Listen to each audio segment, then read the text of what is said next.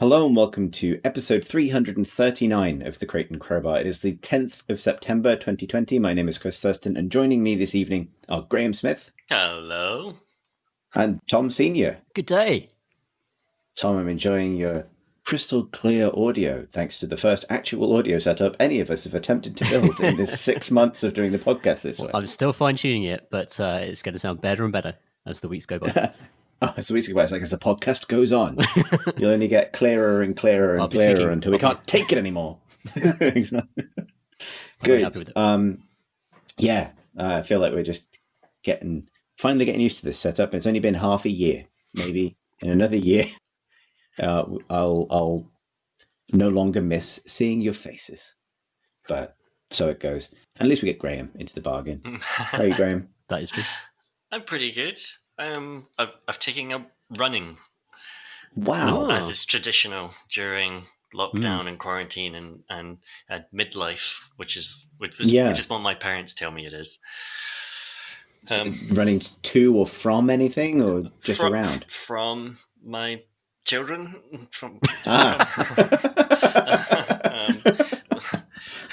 To salvation.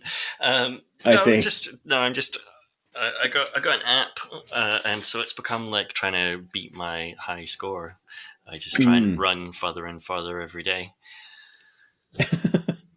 Wow, I've been trying to get healthy as well, but mostly through the medium of going for walks and not ordering chips with my Deliveroo. It doesn't mean any less Deliveroo, but just getting out the chips, and that's working sort of. So I applaud your initiative. I've been trying to fight people, but no one will fight me, which is sad. So I've been trying to take up jiu-jitsu, which of course at a socially distanced time is not the ideal time to take up a very close quarters, close combat sport. But that's my plan. Because I tried running and I've just almost died of boredom. So try something else instead.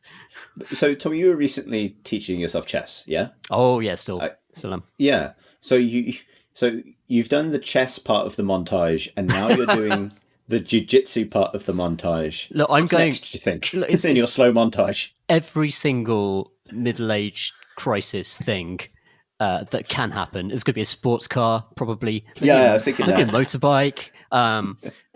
It's going to be all of it. All of it's going to happen.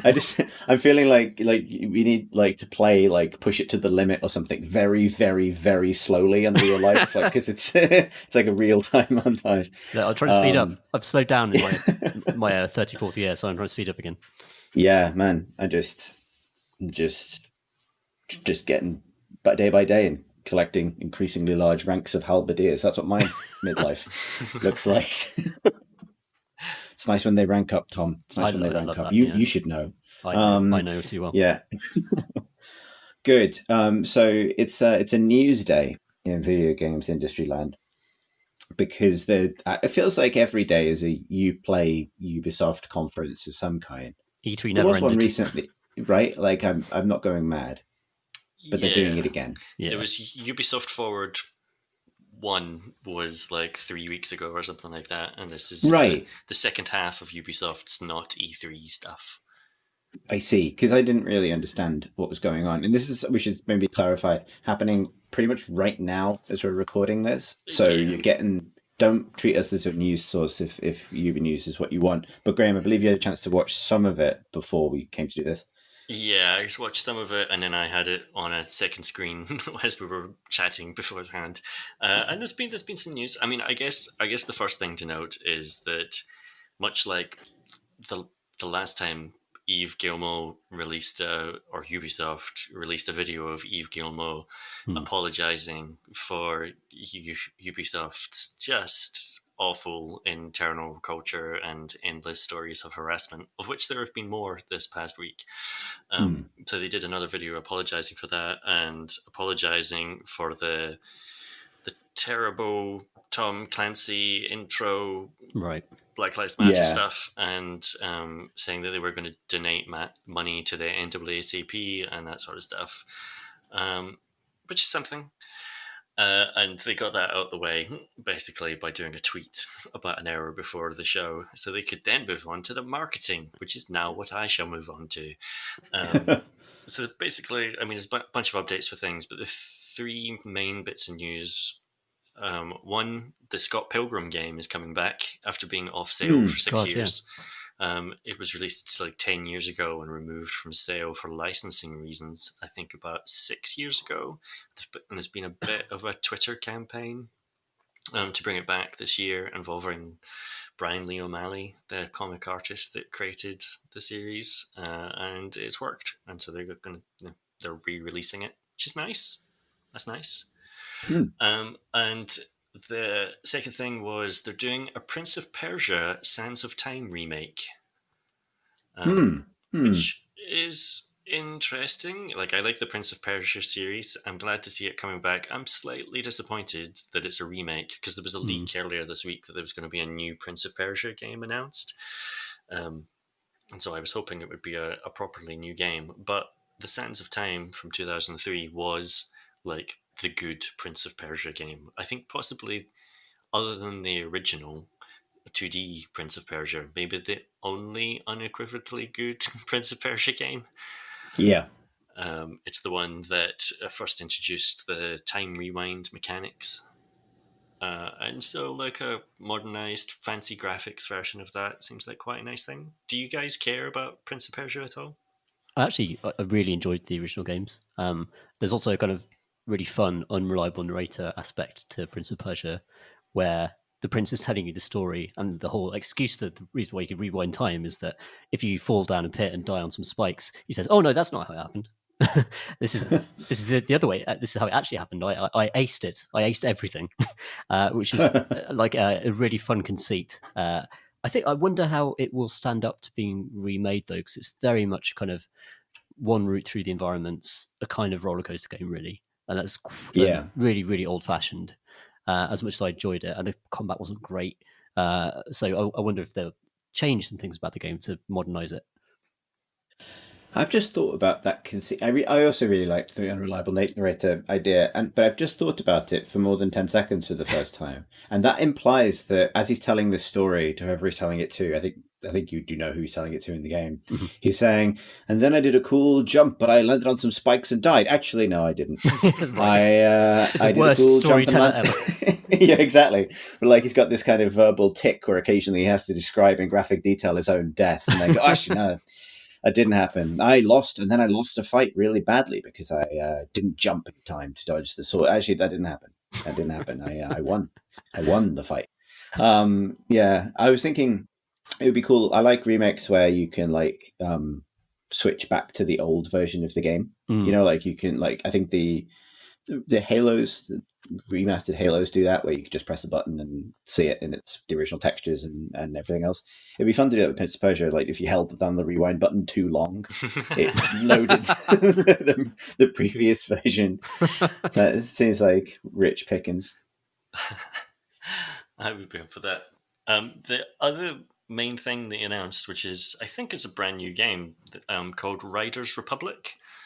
I don't think they announced that previously, but it looks like, what was that snowboarding game that Ubisoft released a couple of years back? That's the one. Oh, yeah, that was it looks like if you took Steep and you made it about all the other things you can ride as well. So it's now got, as well as snowboards, it's also got skateboards, it's got mountain bikes, it's got wingsuits, it's got... And then it's like a multiplayer game where you seem to be able to have 100 people on a track slamming their way down a mountain together. Some of them on bikes, some of them on wingsuits. I'll be honest, it looked pretty fun. I was watching it with the sound down, and it actually looked good. It had the same sort of energy as... Man, I can't remember the name of any Ubisoft game. They're racing one about going across America. The Crew? That's the one. That's like kind of like multiplayer chicanery. It's about racing, but not really. It's about having fun with your mates and wearing colourful clothes. What's the game called? The one that's like Steep, but not Riders Republic. Riders Republic. That's a terrible name. That is. It sounds great though. It's not as bad as the other game, which they've been showing off at the event, Immortals Phoenix Rising, right. Which is the game that was previously called Gods and Monsters. which was just like A a much better clean, name. descriptive name, and now it's called Immortals Phoenix Rising, and Phoenix is spelled Fenyx, Oh, for fuck's um, sake. which is which is I That's mean, none of the ways to spell that. I mean, I guess when you type it into Google, nothing else is going to come up by mistake. But basically, it just looks like Breath of the Wild.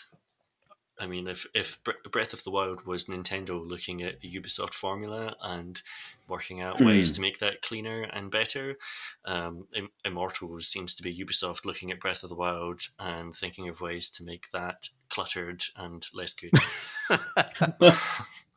But it's it's Oh, like man. a big open environment. It's got like puzzle rooms that you go into and have to do like environmental stuff. It's got like a bunch of the same powers in terms of like ability to like pick up objects and maybe like creative problem solving and combat stuff. It's got you can tame horses. It's pretty damn Breath of the Wild, and so maybe that'll be fun. Is that the one with like the ancient Greece setting? Yeah, yeah. So you literally have wings and you fight a griffin and that sort of stuff. Sounds okay. To be honest, I liked Breath of the Wild. I liked Breath of the Wild well enough that, to be honest, just okay Breath of the Wild. Yeah, That'll do. probably I'll give that a go. Yeah. Yeah, likewise. I guess it makes sense for them to want to apply that formula to a game that kids can play. You know, they don't really have one of them. Like, they're all very violent, the UB open worlds. So maybe that's a nice reapplication of the same ideas. But yeah, that wasn't I wasn't overwhelmed by that pitch, I've got to say. No. Yeah. I think Riders Republic is definitely the most interesting thing to come out of Ubisoft Forward. Would have been nice if there's apologized on the stream instead of doing it in this detached way. I should say I don't know that they didn't play that clip at the start of the stream because I wasn't there at the very beginning. They might have played it, but certainly they tweeted that out separately a couple of hours beforehand. So I think I have limitless contempt for that man. Frankly, because like the reason why a lot of CEOs explain their paychecks is because the buck stops with them. Responsibility for what happens in the company ultimately should go uphill and arrive at the CEO's desk. And the idea that all the sex pests have sacked themselves, now this man is just like immune, I think it's just appalling. I think it's just terrible. It's a failure of corporate governance, but also just a failure of just morality and like what you want business leaders to be like. So I've been very cross about that recently. Yeah, that makes sense. It's like, yeah, there's I think last Uber play, whenever that was, the last Ubisoft Forward thing, we did have the conversation about what the appropriate way for them to foreground those issues while still giving the individual developers whose work is on show their moment, and that's a tough balance because there's a lot of people at that company. I think that's what. But I think you're right. Like more broadly. Yeah, I think that's what annoys me so much, actually, Chris, is that there are literally thousands of developers, producers, writers, artists who do amazing work at Ubisoft, and they've just been so thoroughly let down by the top tier of that company, and that's a real shame. Yeah. And because Ubisoft has the means, it has the resources to push gaming forwards, like to make genuinely new experiences, new games. And it sounds like they've just, in terms of the character work and stuff, they've just been held back by this layer of backwards thinking people at the top. I've met a bunch of people at the top of Ubisoft, including Yves Guillemot, and I've had some experience of their structure. And the thing that I think you're right, absolutely right about Ubisoft generally, because it's I hesitate to say this for a company with so many people, but because it's got at its core like a kind of single leadership team, basically the kind of the core of a family business, which is what it originally was. It's capable of acting directly on issues if it chooses to. Yes. And I think that in a way that other big publishers, which are sometimes more structured, is like fractious warring city states where individual producers have domain over different parts of the company and no one ever agrees on anything. Ubisoft has traditionally acted a lot more singly in the way that it pursues things, which is the reason why you end up seeing same designs, propagate across different parts of the company. They also tend to start studios rather than buy them, which again leads to a kind of singular identity across multiple, or close to, across multiple different parts of that massive operation. And there's tons of downsides to that. And I think it's also, as demonstrably the case, an environment that is absolutely vulnerable to abuse. And they clearly, from everything that's been said, lapsed in their duty to police that in any way. Yeah, there's until no called to account. Yeah, which is a massive failing. But and that's why I think it's a shame. You're right, because a structure like that is the kind of structure that's also capable of instituting kind of organization-wide change in a way that other maybe big publishers or developers of similar size can't necessarily, because they are like affiliations of multiple acquired entities that are all kind of operating under one auspice, if that makes sense.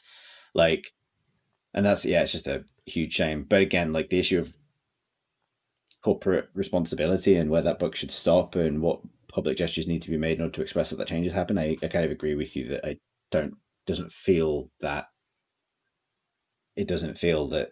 those significant changes have really happened. Although I suppose as ever with these situations, the proof of that is in these allegations not coming up in the future, rather than there being a positive news that you could be given. Yeah, there's almost nothing they could do in this moment except just quietly change, and become better, and let their reputation recover over the next few years.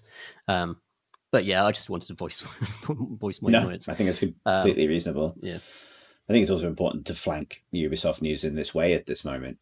Like, when I realized that we were going to be recording this at the same time as the thing was on, my first thought was like, oh, well, it doesn't really matter, because I'm not necessarily like super thrilled to report all the latest Ubisoft news at the moment, because caveats. It's hugely loaded. Although that notwithstanding, there are thousands and thousands of people whose work is being revealed tonight. Yeah. Sure. Yeah. Good point. That's like, those people deserve to be celebrated, particularly if they've made a good game about going downhill with your mates. Yeah, 100% agree.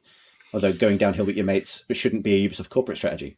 There's other stuff that happened at Ubisoft Forward, which might still be going on for all I know, which I didn't mention, which, and given this context of everything, gives me real pause. Like, for example, they announced that Watch Dogs Legion is going to have a mission in it featuring Stormzy, and they've obviously paid him to be part of the game's marketing, and so he was, part of Ubisoft Forward, did a video to camera about how excited he was to be part of Watch Dogs Legion. And I don't know, I can't read something like that as anything other than, I mean, it's obviously marketing. It's always marketing. Sure.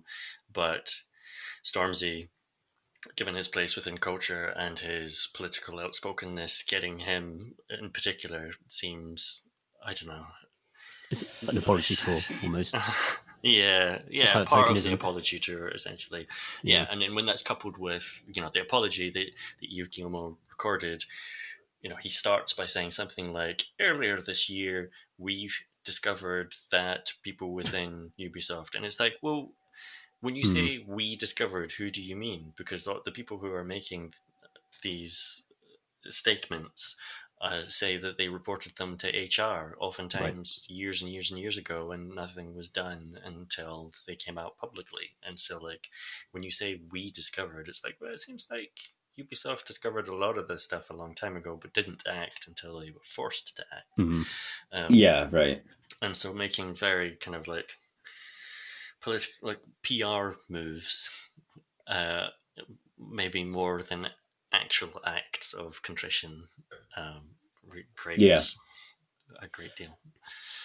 It does. It's such a, like, I mean, it's obviously most pronounced in the Clancy stuff, obviously, but there's such a degree of having cake and eating it with that entire subject matter. We talked about this last week when we were talking about the the issue with the Tom Clancy's Elite Squad intro, and its sort of insensitivity and Marsh described it, its boneheadedness. Yeah. It feels like, and having just sort of been maybe a little kind of cold on the idea of them making a Breath of the Wild game, like, I think there's part of this which is like, step off the gas of we can make socially aware games at the moment because you need to clean your own house first, like really badly. Like, no one's looking to Ubisoft for like moral leadership via Watch Dogs. Like, nobody is looking for that. So, I mean, it's not to say don't make that game, but again, like, leading with that as a marketing thing, using that as something to maybe gesture at reform doesn't work for me. Like, going away and saying, we're just going to make games about mountain bikes and, mythology while we figure our shit out is probably a better way of approaching this. Get out of that territory completely, because clearly there's not the responsibility there to handle it deftly, because how many times do you have to give any given creative person or agency like the benefit of the doubt on like you can responsibly handle themes of activism or etc. I don't know. Yeah. Yeah. They said, he said in the apology video that they were taking steps to make sure that Tom Clancy intro video, that something like that can never happen again. But it's hard to know like what those steps are, because the way to make sure it doesn't happen is to not do it. Like, yeah, exactly. Or just have some human being to flipping sense check it. Just, Yeah. you know what I mean? I kind of, these things have to go through so many layers of editing and like approval processes, especially in large companies. So the idea that like no one flagged up, maybe people did, of course, but the fact that no one like stood up and said, in this current moment, this is not a good message. This does not look good. We've got to change it. And like, if there's no room for anyone to say that in the company, they're going to keep making these mistakes. Yeah. Again, though, it's an issue of like where that buck stops, because I can fully imagine that maybe loads of people said that. Yes. Because these are the exact kind of creative decisions where you can be told, nope, sorry, we're on a deadline. It stays in. Sorry, this is a serious point, and I've just looked down to see a frozen blueberry in the power brick that my PC depends on. So I need to remove this blueberry before it thaws further and potentially shorts out my power block. Just a second. I've put it in the bin now. Oh, phew. The situation resolved. You were saying something about the buck stopping. And... Oh yeah. I mean, so to return to the point, post Blueberry, one of the ways to protect a company against these kinds of decisions getting made, because I guarantee you, I work in this business now, and there is always a final call that has to be made. I have been that person. I've reported to that person. A decision that's seriously wrong will have a person who is ultimately responsible for making that decision. And if that was a bad decision, which in this case it clearly was, then the decision-making ability of that person needs to be called into question. And it just seems like a really cut and dry case of being able to say, when they say we'll put measures in place to make sure this never happens again, that usually means taking away the power for the whoever made the decision to make that kind of decision, basically. Like, there's no other, and I don't think there's any reason. Maybe there is a reason to keep that private, because necessarily people will pile on, but at the same time, being so coy about what that change is does make it, as you say, sound kind of empty. Yeah, it's just it's a matter of accountability, isn't it? Like, it's the same, like going right to the top, and the people who've resigned for whatever they've done, they've taken the bullet and they've actually resigned and said, "Oh, we need to be out of this company." And who knows what pressures were behind their decisions, but ultimately, that shows accountability, and I don't think that Ubisoft's quite there yet. Yeah, I think you're right. Like with the wording of that statement, it always feels like there's a closing ranks, as well as like in the middle of that gesture of like ostensibly openness and accounting for the things that have happened. There's also a sense that a defensive kind of posture is being adopted and people are being protected. And that's It's rough. It's really rough, and I honestly don't know how they fully get through this. And I think you're right, Tom. To go right back to the start of this conversation, the like very visible high level changes are probably one of the few ways to communicate that serious change is taking place. Mm. Even if God knows what the truth of it all is behind the scenes in terms of who is taking serious responsibility and who isn't. Yeah. But I don't know. Winning that faith back.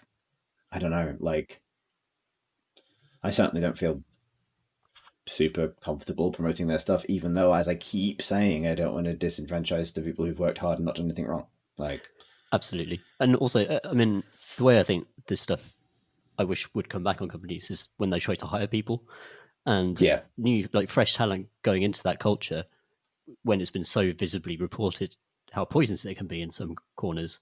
I think like that should deter people, and that's that should be that's a good punishment for having a crap culture. Like, that should be the kind of payout, really.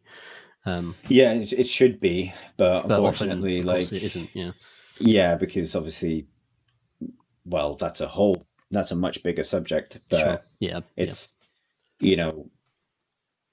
like, these are also aspirational jobs for a lot of people, and that has a whole side of things, and kind of the CV power of it as well. Like, if you are in certain parts of the world, jobs like this are hard to come by and hard to leave once you're in them. Like, it's I mean, and at that point we're into the kind of labor dynamics of games industry and tech generally. Yeah, sure. That's a much bigger series of apologies on a sort of cultural level. So yeah. Sorry to derail. No. Sorry to derail you, Graham, as well, for obviously just explaining what happened in the conference. No. Like, I'm glad to talk about this stuff. I sort of breezed through it at the start. No, but I would rather have a longer, more in-depth conversation about it, and I'm glad that we are. Oh. Should we talk about something else, though? Yes. Games we've been playing. That'd be fun. Well, how about a little bit more news quickly before we bounce off Sure. into the games we've been playing? Because obviously I plugged it last week, but I'd be remiss not to plug it again. The game that Pip has made with Helen Hazelden is out today, as of the time we're recording this. A monster's expedition through puzzling exhibitions, which is hard to say. Came out on Steam, and it's on Apple Arcade as well. So if you're an Apple Arcade subscriber, you can download it right now. But it's a Sokobond type game about rolling trees around to bridge the gaps between islands. And Pip's done a ton of writing for it, lots of jokes, and it's got definite Pip energy. And it seems to be reviewing really well, which is really nice for them. Like, I appreciate that I'm mega biased for obvious reasons, but Eurogamer gave it their little essential gold badge today, which is great. So yeah, congratulations to them, and check it out. We'll put the link in the show notes. Obviously, no pressure. Just thought I'd do a shameless plug. Yeah, I saw some really amazingly positive reactions on Twitter for it, and I just felt so good for Pip. Like, I know she obviously worked really hard on it, and yeah, I just it made me really happy. Basically, yeah, it's a nerve-wracking thing. Yeah, of course, to launch something like this. But yeah, so I think this is Pip's second game release now, after Dicey Dungeons, which he also worked on. On a roll. So he's getting a good track record there, to be honest. 2 good games to have on your CV. Yeah, for sure. Yeah. I'm deeply jealous, because game I'm making taking a long time.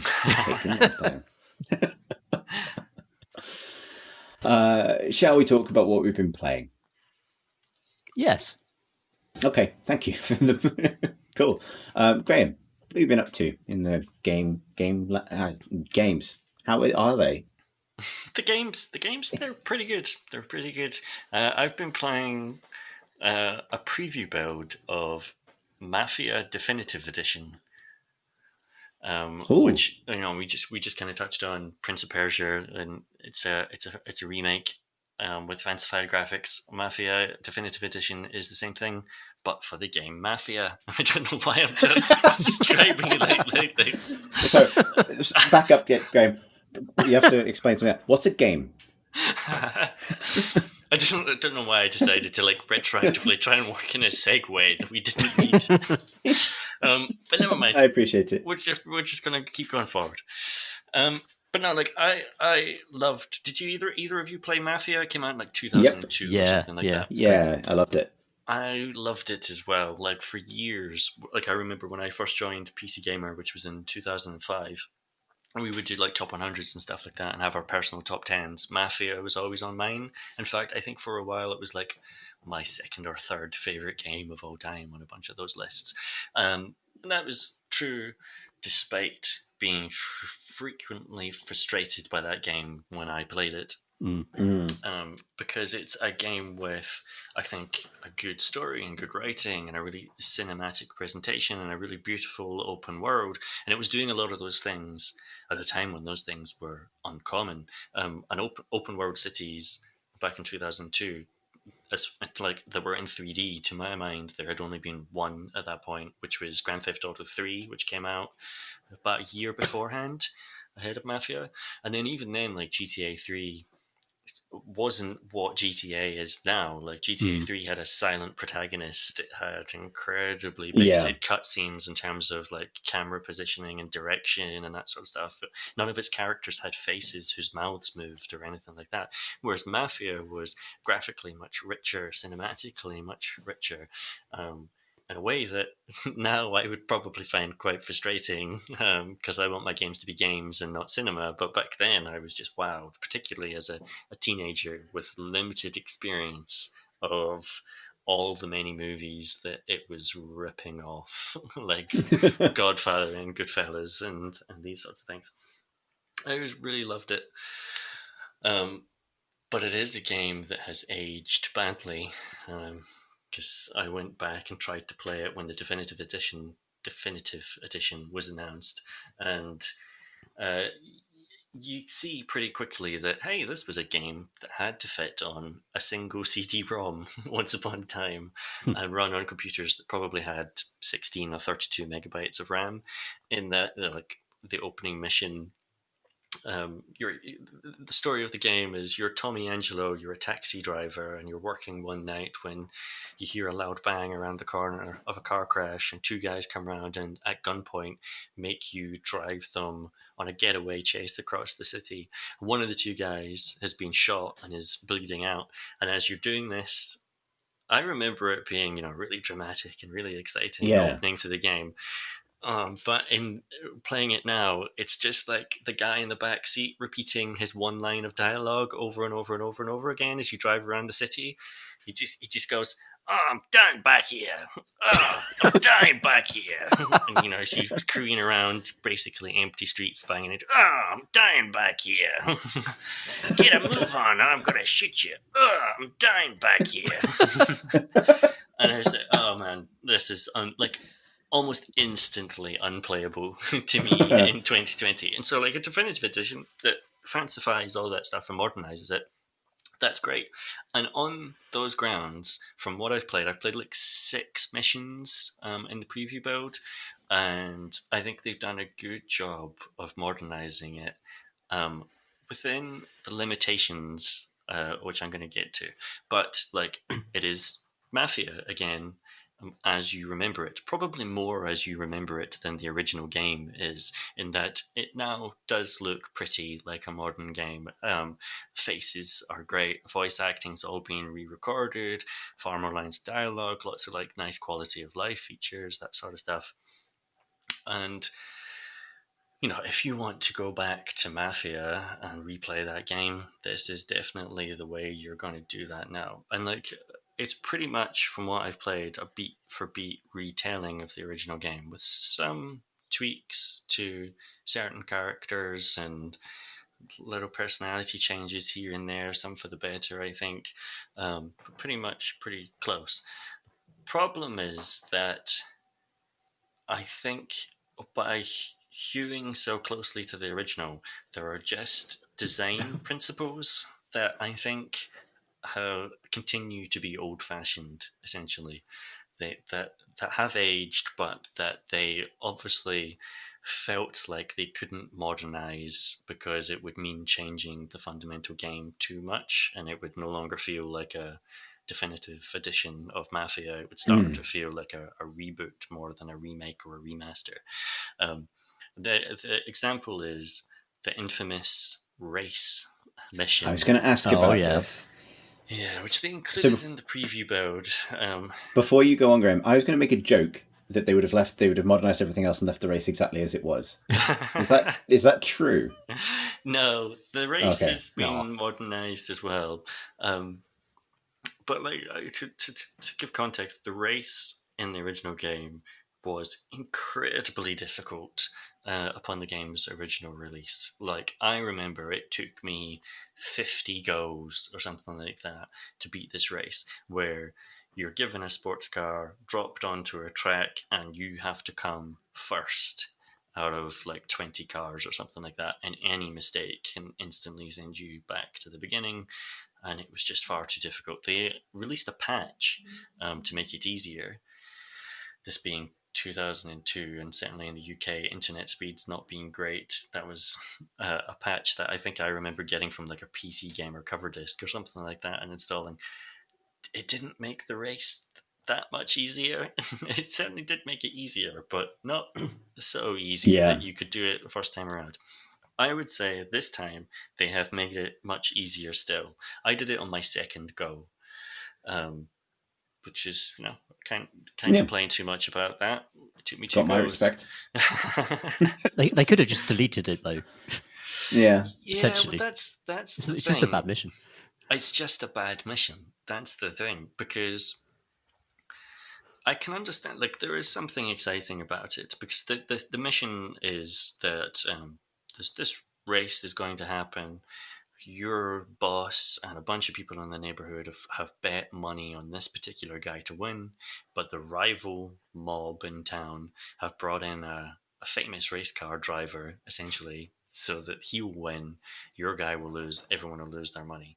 You have to go steal his car in the middle of the night and sabotage it. So, like, the first part of the mission is you going to the racetrack, getting his car, and then speeding across town as fast as you can to get his car damaged, and then speeding back again in his damaged car where the handling's now a bit wonky, and returning it.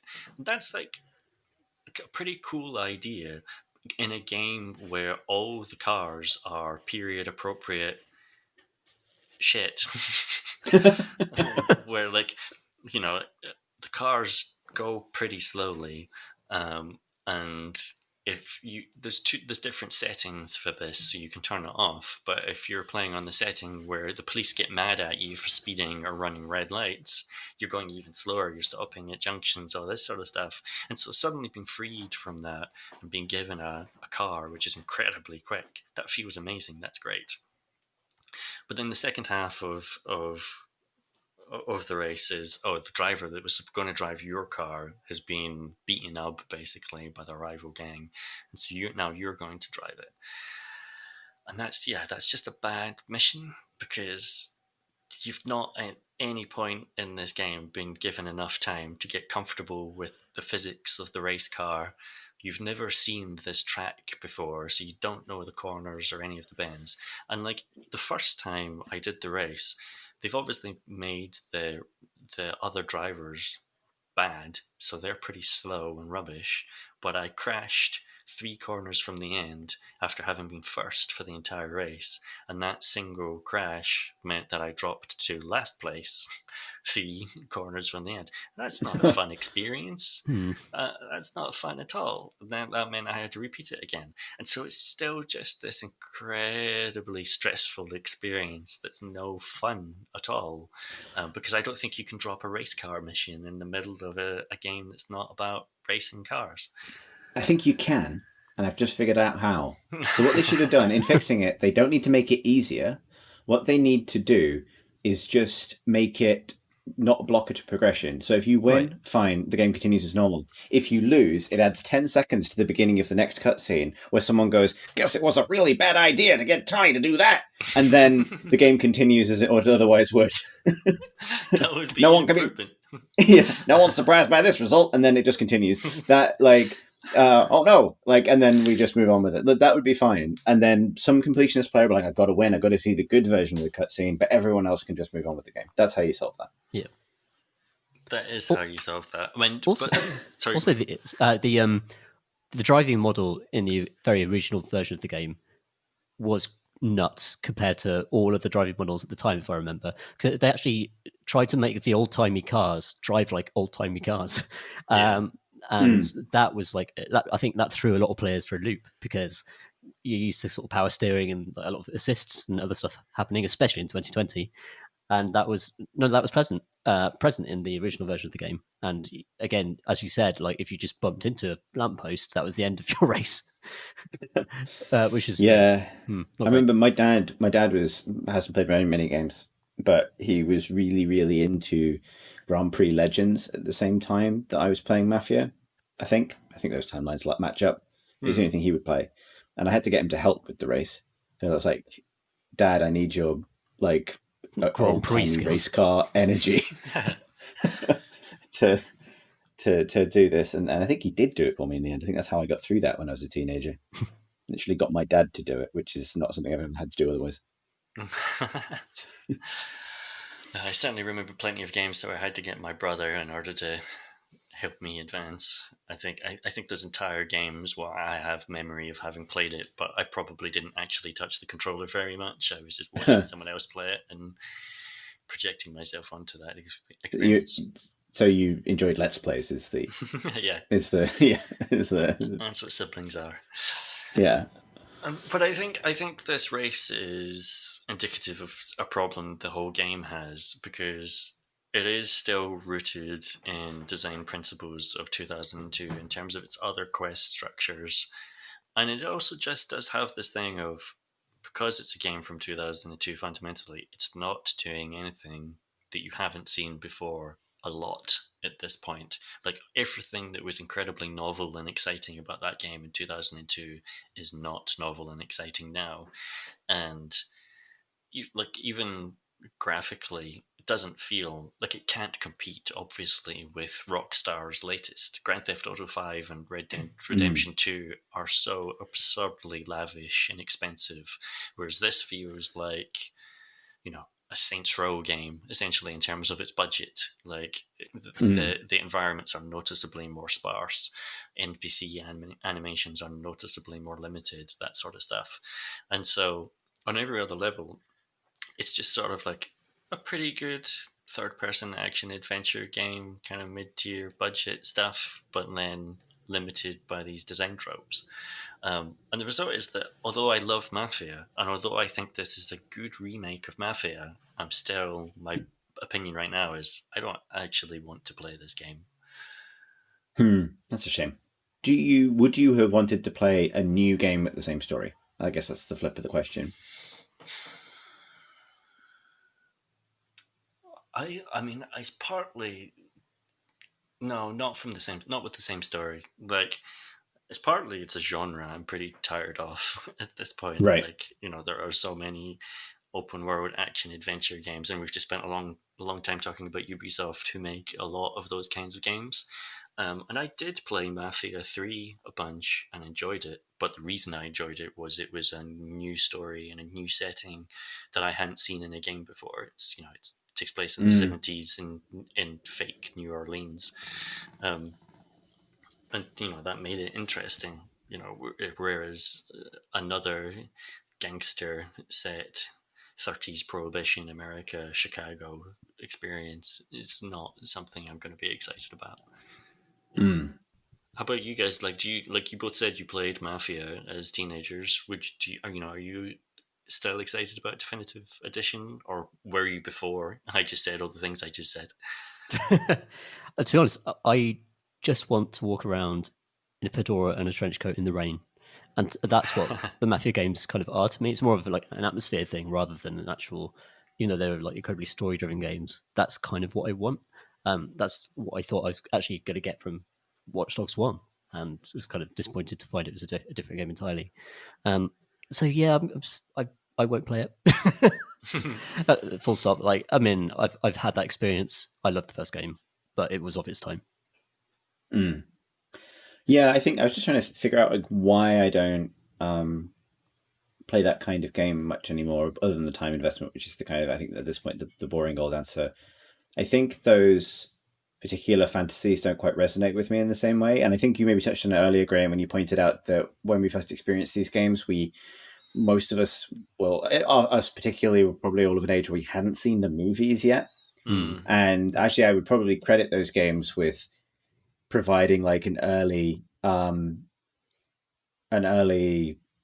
you know, cinematic like set of touchstones for me that I would then subsequently go on to actually figure out what they were, like, to go on to actually see those films and understand what those things meant and see them in their full form. And I think because I maybe that's it. Like, I don't depend on games for access to that kind of storytelling anymore, and so it's less interesting to me. And I think you can say, and I think you're right, that Rockstar's output is such a vastly bigger investment.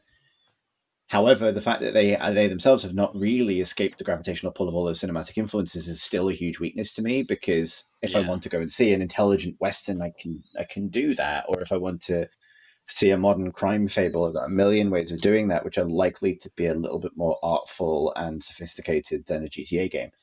And yeah, like maybe it's just me aging out of it, but I think I want games to be games to some extent, but I also and I don't mind a game story, but I want a game story to be a game story, really.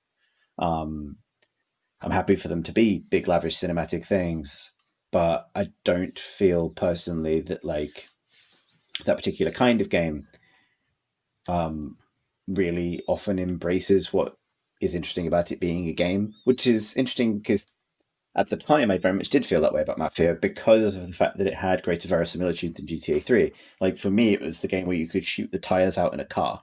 Yeah. And that was like a level of realism that was above and beyond what I'd seen in other games. And so that was like a reason to feel invested and immersed in that world. Now that that is a given, it's other very video gamey stipulations like win this race to progress the story, or the idea that the only way to sabotage someone's car is to do cool donuts in it. Um, all of that stuff now actually plays against it. So it's I guess a march of technology thing. I think there's a phenomena that I think about a lot in relation to game production. Actually, I think about this more with my work hat on now, but it's worth thinking about. Um, Games are weird as media because not only because they're such composite things, and talking specifically about big, AAA type games like Mafia, but different elements of them mature in different ways. It's definitely possible for like an older sci-fi film for the story to stay good, but the effects to age, for example. So that does exist in other media, but that's really pronounced in games. And often, I would argue, um, it's well, actually, no, I'd argue against the thing I was about to say and didn't say, which is good because I don't mean it. What I mean is, it's actually kind of hard to predict what will and won't age well about the game. There are games from the similar era where the mechanics are the things that have aged well, but the visuals are really dated. There are other areas where maybe some stylistic decision made and the visuals has aged well, but the story hasn't. Or the story is the thing that stands the test of time that people are nostalgic for, but nothing else about the technology survives. And that is one thing that's really, really weird about games, I think, as a medium, and one of the weird things about remakes, because you probably, if you're remaking a game, have to make some pretty subjective decisions about which things people are actually nostalgia for. And there's probably, in the case of a video game, which is such a composite thing, no correct answer to that. Does that Yeah. make sense? Yes. Yeah, that makes sense to me. Like, I think you get the thing in all mediums where certain tropes come in and out of fashion as people become exhausted of them, and I feel like that happens probably less with design, where there is some design certainly that falls out of fashion and comes back around, and you see that with like the recent resurgence of retro mid 90s first person shooters, Mm. where everyone's making things that feel like Doom and Quake. And people really loved those games, and they haven't had those games for a long stretch of time, and now they're coming back and people are excited about them because they haven't had them for a long time.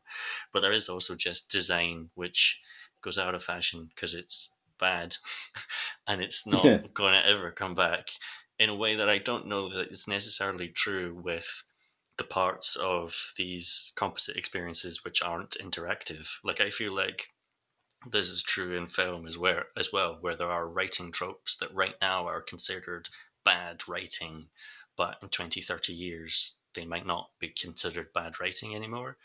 Whereas I feel Mm. like bad design, once we sort of see it as bad design, it's less likely to come back around. I don't know. Maybe that's. I hope so.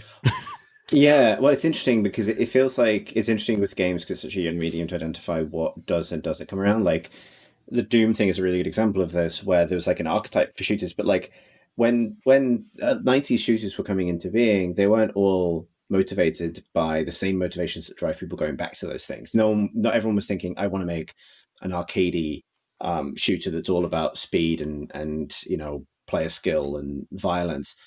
A lot of people working on those games also wanted to reach for those like immersive cinematic experiences that would later kind of branch to a completely different kind of first person game.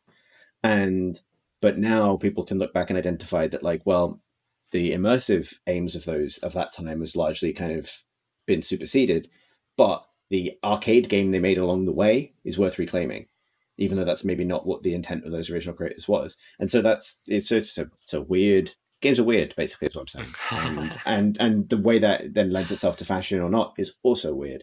And I think in the middle you have, and the perfect example of this is some of like the biggest obvious follies, like Duke Nukem Forever, which is a game that we talked about a lot until we never talked about it again.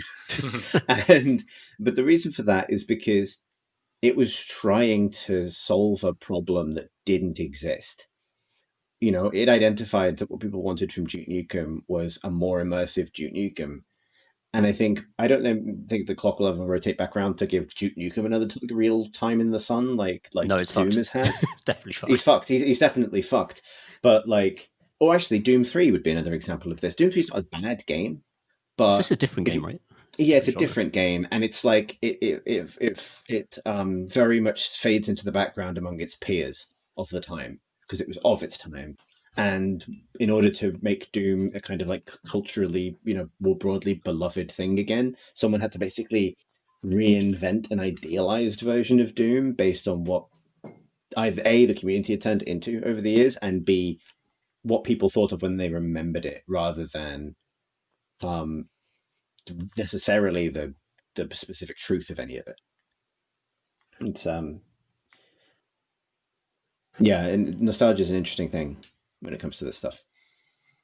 I just go too much of a tangent, but Doom 3 is such an interesting game to me because it's such a strange mixture of Doom and survival horror.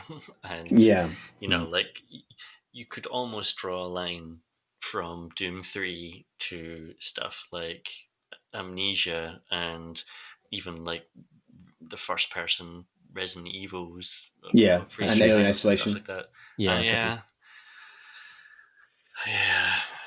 Yeah, right. Like someone figured, but also, but what's interesting about it, I guess, one of the other things that's interesting about it is, like the original Dooms, it's kind of a tech demo, and the original Dooms were tech, about advancing technology in a big way and demonstrating what could be done at the cutting edge of those engines. So was Doom 3. Doom 3 was like, look, we can do in-game mouse cursors on in-game computers. Like we've made the best engine possible for making System Shock, and so we've kind of made System Shock, even though people are expecting Doom, and that's just it's weird that that's sort of spiritually similar to the originals, but takes the whole game in a completely different direction. Whereas New Doom is very much like, we've identified that what is important about this from a technical point of view is frame rate and performance and speed and simplicity, which are definitely not goals that Doom 3 had, even though it's not necessarily wildly divergent from the original either.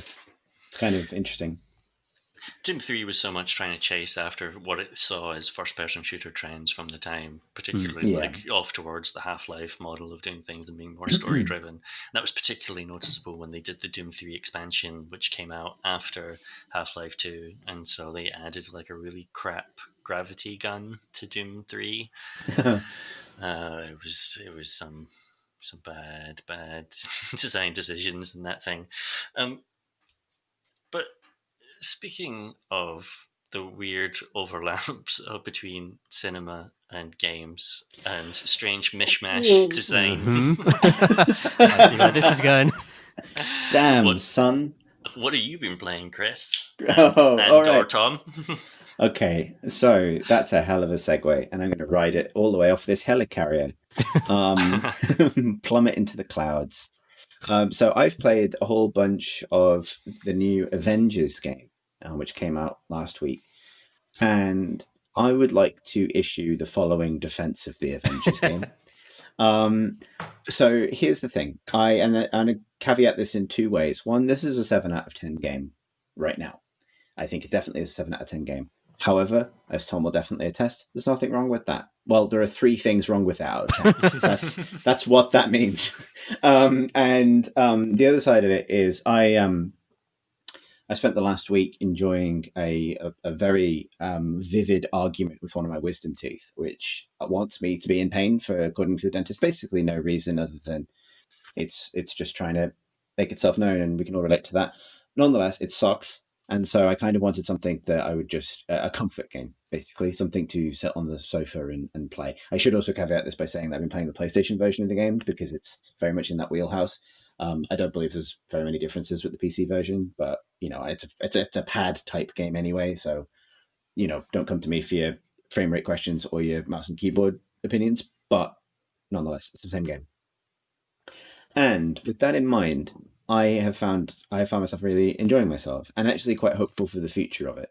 What it is a kind of games as service Avengers brawler, I guess. I've heard it described as kind of Destiny, but with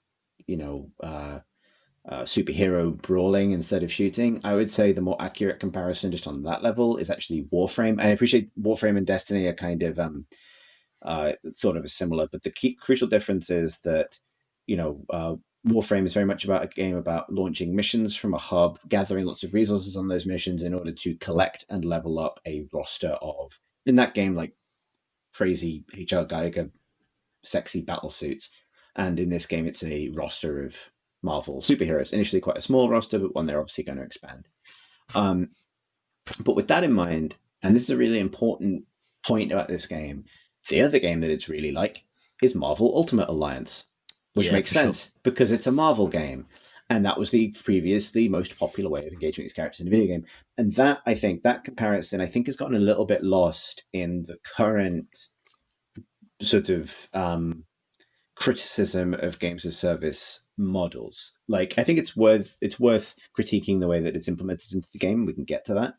And it's worth asking some questions about why it's necessary for games to have these components on them.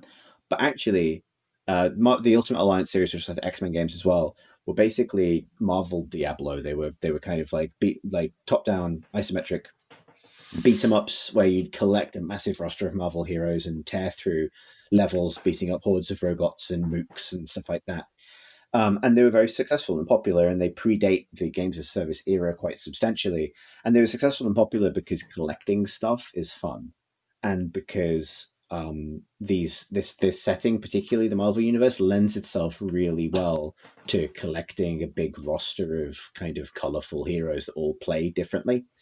And I think that's expressed slightly differently in the new Avengers game, particularly because the roster's a lot smaller to start with. But that's the game they're making, really. It's a 3D, third-person multiplayer successor to those games that swaps out some of the kind of single-player build-up-your-own collection stuff for kind of MMO-ish crafting and gear progression and things. And at its basic level, it's pretty successful at that. Like, I'll talk about the single player and the way it's structured in a minute, but there's definitely a point where it introduces you to the first time to the way its missions are actually going to be. In terms of these big maps with lots of sub-objectives, whether they're big open worlds that you can run, fly, and climb across, or whether they're like these bottomless AIM tech facilities, big kind of sci-fi rooms full of stuff that smashes and things you can lob and smash into and robots to smash. And when you get into that mode, you can kind of see the structure and the bones of the thing, which are about tearing through these environments with a roster of heroes. They've done, I think, quite a good job of building a combat sandbox and some systems built into that can support some pretty wildly divergent playstyles. And that's not nothing. I remember there was another Marvel MMO that was a bit like this a couple of years ago. Was it Marvel Heroes? Tom, can you remember what that was called? I reviewed it. I can't remember what its name was. Good question. It was I know what you mean. again, it was like the isometric one. That again was a bit of a successor to the Ultimate Alliance games, and that one struggled. I remember reviewing it and writing something like, "No one really like ever wants to look down on Spider-Man because the fans because or like I think it was like there's no satisfaction in horizontal Spider-Man basically, and um, and the point with that is that those perspectives necessarily made the characters that were defined by their vertical power set, like Spider-Man or Iron Man or Thor, feel very limited because you in an isometric game, the vertical dimension isn't very apparent. Um, and this feels like the first time that same set of design ideas is present, but someone's made a really concerted effort to incorporate those characters as well fully. So you can be Iron Man and fly around like a jet, like target locking turrets and stuff with your rockets, and then let go of the button to fire homing missiles at loads of different things. And it's cool. And at the same time, you could be playing as the Hulk and running around on the ground smashing things and see your mate fly past as Iron Man doing those things. It's not perfect, like the flight ceiling's quite low. There's obviously a billion compromises involved in getting that to work, but that side of it I think is quite well implemented and fun, and the animation's great. Like the way it looks is great. Some performance issues, but when it flows really nicely. I would describe the combat system as somewhere between a kind of combo brawler and Batman Arkham Asylum in terms of its kind of, but it's not quite as Simon Says-y as that. It's a little bit more freeform, and you can do sort of aerial juggles and things with characters. And there's some, I think, real satisfaction in like chaining your abilities together in a clever way. And they've done some cool ability designs, like characters have ults, and Iron Man's ult is initially to build himself into the Hulkbuster armor, which is the massive armor that makes him much more powerful. But you can also deploy it differently so that you can create the armor, but let any of the other heroes get into it as a way of like saving people and bailing them out of tough situations. That's cool. And yeah, so, and like, I think understood as a more ambitious, technically ambitious sequel to Marvel Ultimate Alliance, I think it's a pretty good start.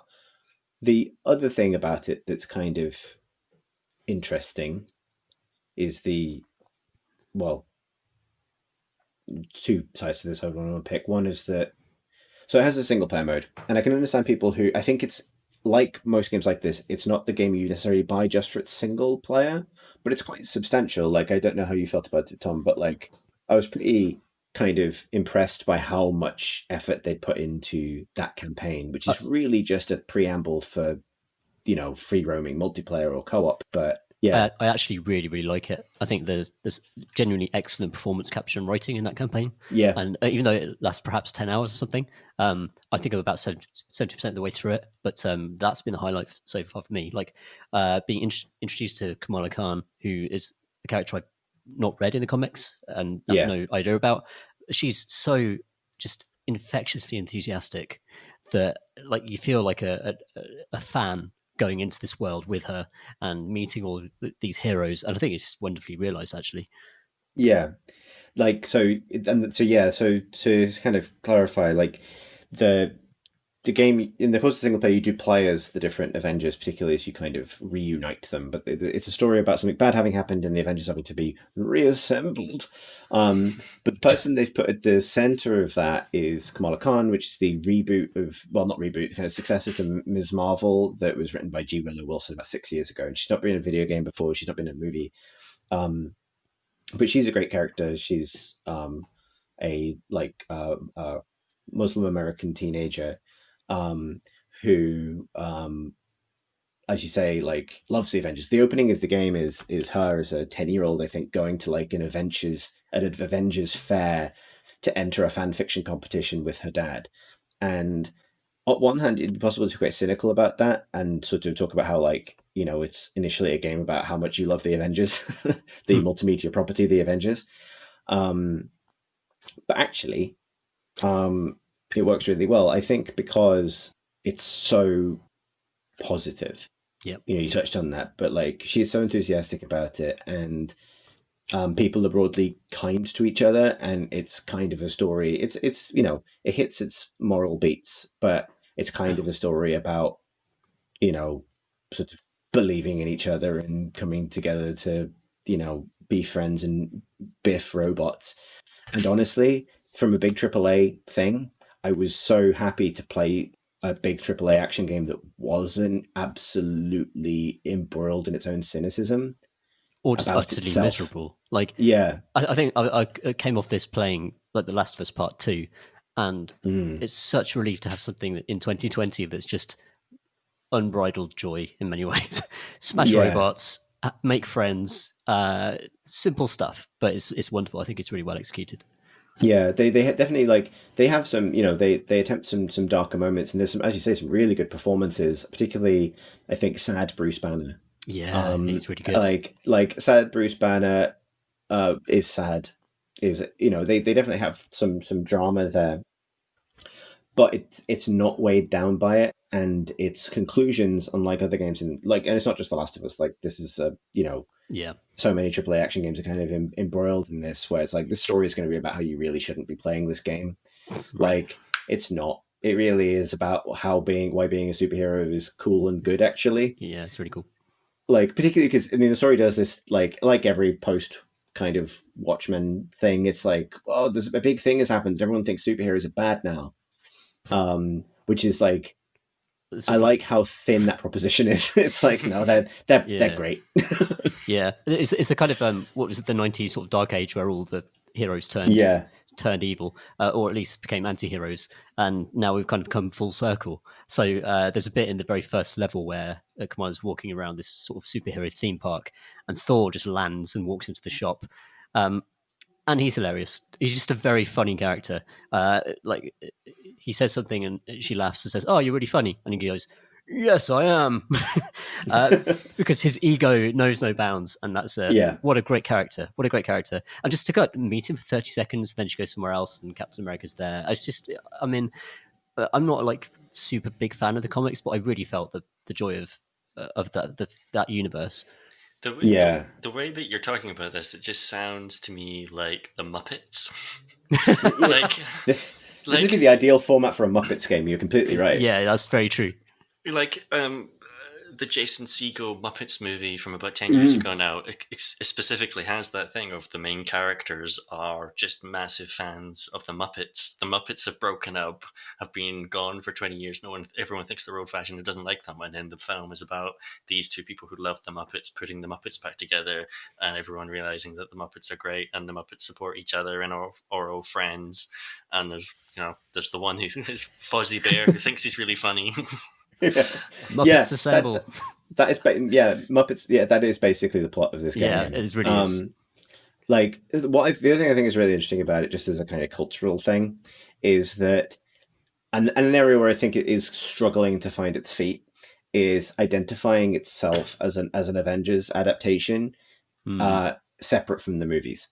And like, this is a completely unenviable job, because impossible. Like, these are like this is the biggest cultural, like, cinematic property on the planet for an entire generation of kids, particularly. Because it's a game of service thing, it's like a news page, and on I don't know if this will stay the same, but on week 1, launch day news for the game was a message from the developers. It's like, thank you so much, welcome to our version of the Avengers, we hope you like it. And it was very much this, like, Mark Ruffalo's not here, everybody, neither's Robert Downey Jr. Like, you're not going to see them, please accept this new one. And but what's really interesting about it is it's not totally confidently the comics instead. For example, it's much more like modern Marvel comics than it is like the Marvel Cinematic Universe. But there are vast chunks of decisions that it's made that are absolutely taken from the Cinematic Universe instead, including that core lineup. That core lineup of Avengers, of Captain America, Thor, Hulk, Iron Man, and Black Widow, is very much I think a savvy decision based on, there's been many Avengers lineups over the years. That's the one they've identified because obviously that's the one that the cinema audience is going to respond to. At the same time, they've kind of redesigned all those characters and their histories. I think one decision they've made that doesn't quite work for me is the Bane Avengers are all like endlessly and forever 35 in a way that they also are in the comics a lot of the time.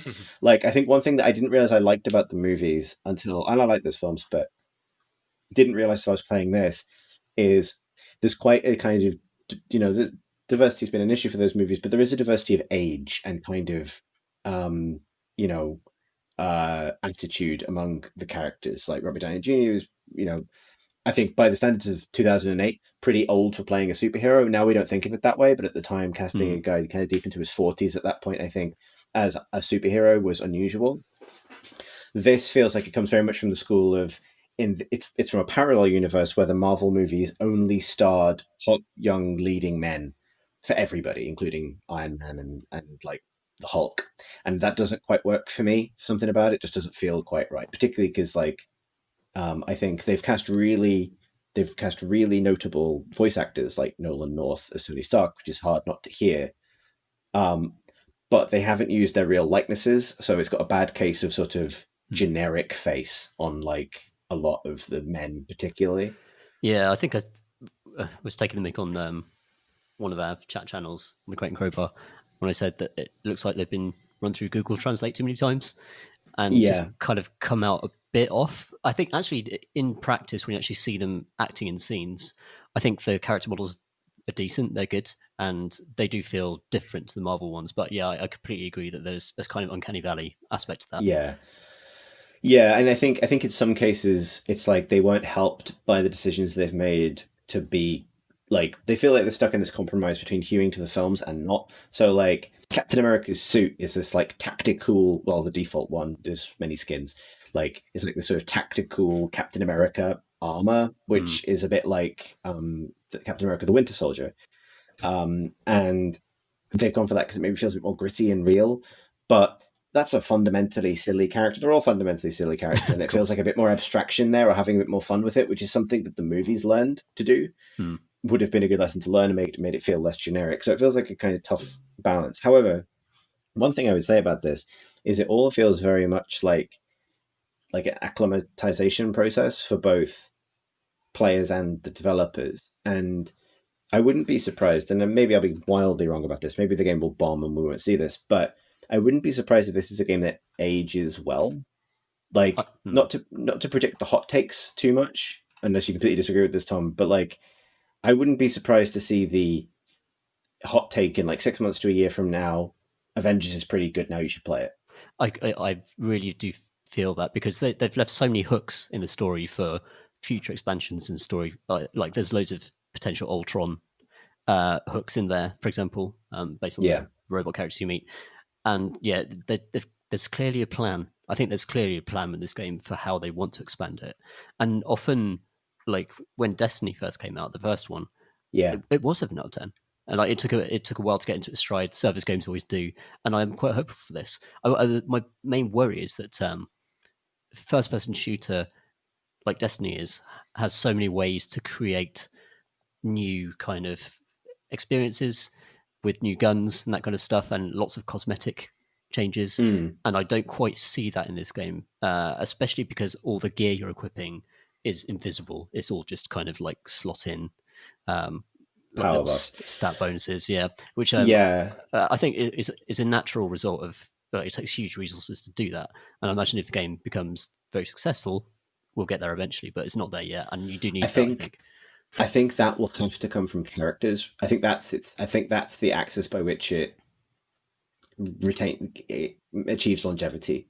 Like, I don't think so. And the good thing is that is a good license to have if that's your for sure, wheelhouse. Like Warframe has pulled this off, I think, by virtue of just graft basically. But I think this big podcast voice on this, but I think they said that all the characters are going to be free for this. Oh, cool. And there are microtransactions for skins, but the characters will be free, I think. And the first one of these is they're doing a Hawkeye expansion in the next couple of months, I think, which it looks like it's both Hawkeyes. It's Kate Bishop and Clint Barton, right? Which is cool because the Matt Fraction Hawkeye run is great. Yeah, I love those comics. And so I can see myself finishing the campaign, playing a bit of it. I agree with you that I don't feel like its current like RPG mechanics are interesting enough, because it's basically like big, XP grind skill trees to get all the abilities for a character, and then loot that is basically just gear, just stats, and you don't really get too excited about it. I think that's a definite weakness. However, I can see myself always having it installed, because I will probably boot it up to play with every new character they add. Yeah. Because, if I get, because I don't really need, because maybe this is not going to be the case for everybody, but it's going to be the case for a lot of people, that you just need to tell me, oh, Spider-Man's in it now. Yeah. And I will go play it. Like, you don't need to tell me anything else. You don't need to tell me what he does. You don't need to sell me on a new gun or a new raid or something. You can just say, you can play Black Panther now. And I'll be like, okay, cool. I will. Thanks. I think that's quite powerful. They did a great job of making the heroes actually feel really different to play. So the current levels I'm playing as Black Widow. Almost called a Scarlet Widow there after the episode play. But she's like so much fun to play as, because you've got the guns, but she's also incredibly fast. But that feels totally different to Thor or Iron Man, and I think they've done a good job of actually differentiating the heroes. Yeah, I think you can definitely tell which levels in the campaign. There's a bit of filler in the campaign, which is very much more like the kind of not generated, but generated feeling missions you do after the campaign.